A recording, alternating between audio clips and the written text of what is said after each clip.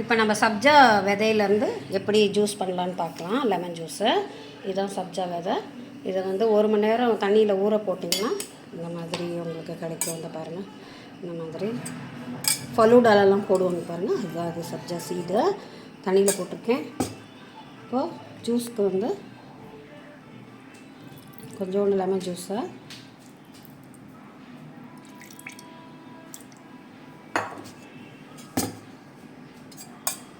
Sabja seed 2 spoon.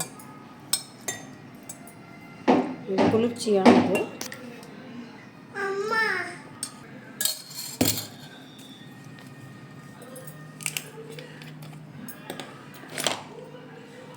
நன்னாரி juice 2 spoon போதும். இதில் நீங்கள் சோடா கூட கலந்து சாப்பிட்லாம், நல்லா டேஸ்ட்டாக இருக்கும்.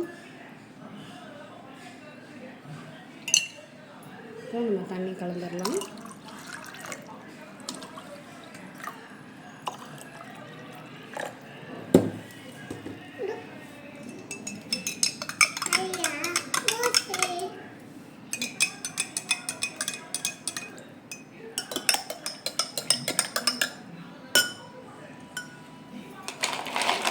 ஐஸ் க்யூப் வந்து 2 க்யூப் கரெக்டாக இருக்கும்.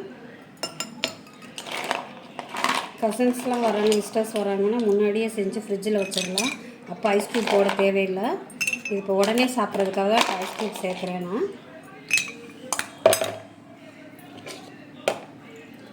பாருங்கள், ஒரு டேஸ்டான லெமன் ஜூஸ் ரெடி ஆகிடுச்சு சப்ஜா சீடில்.